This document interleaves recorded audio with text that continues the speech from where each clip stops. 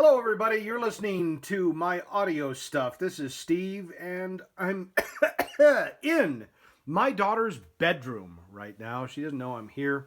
She's at school. But I'd like to show you another receiver that I really like. I guess you can tell I'm a Radio Shack buff to some degree, but I got this one on eBay some years back for about 49 bucks. Probably overpaid for it, I know. But this is the Realistic STA 19 mini stereo receiver, and this is a no-frills stereo receiver. I think it's rated about 3.5 to 4 watts RMS per channel. It doesn't have any tone controls on it, but it does have a loudness control. And if you look in the back of this thing, I got to move all my daughter's stuff, so I don't want to do that. It has a little EQ switch, which you can flip, which EQs this thing for these speakers. These are the Radio Shack Minimus 7s. And they feature, I think, a 4-inch woofer with a, 2-inch dome tweeters.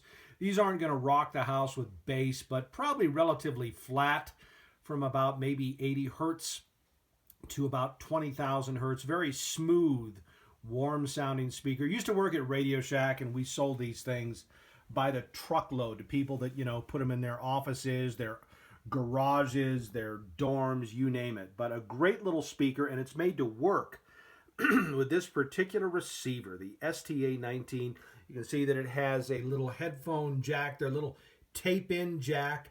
The inputs for it, tape, phono. The phono on this thing features a hookup for a magnetic cartridge.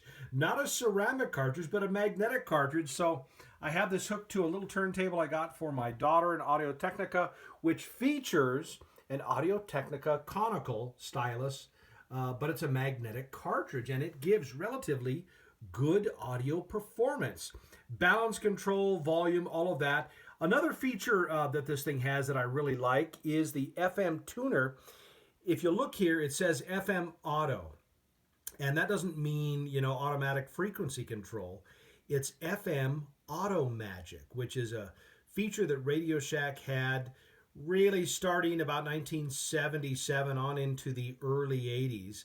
Auto Magic tuning. If you got near enough a station, an FM station, the Auto Magic circuitry would grab it and do the rest of the tuning for you. Now, in crowded areas, where you had a lot of stations, side by side, that wasn't a good thing to have.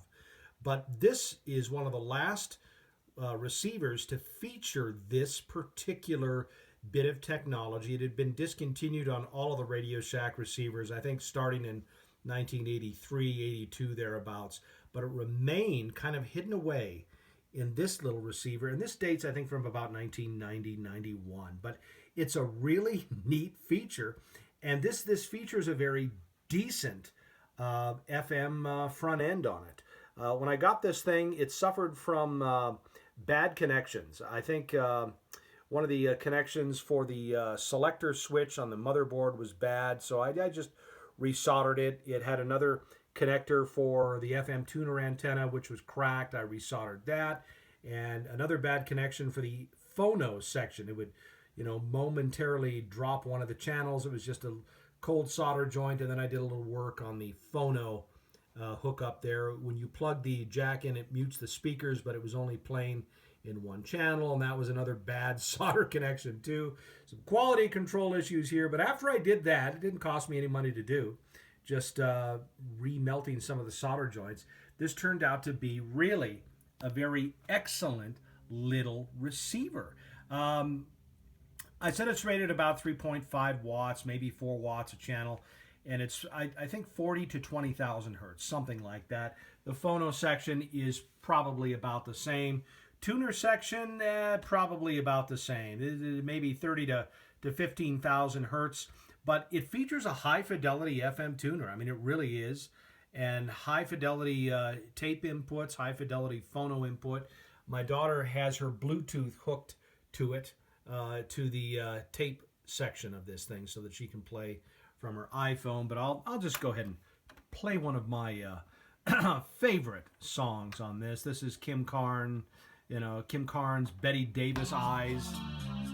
And this crappy little iPhone that I'm on can't really give you justice on the audio, but it really is quite excellent. I think for a bedroom or a dorm, this is a great little high fidelity Minio stereo receiver. So again, that's the STA 19 from Radio Shack, realistic, dating from about 1990, 91. A good find on eBay if you can get these, $50.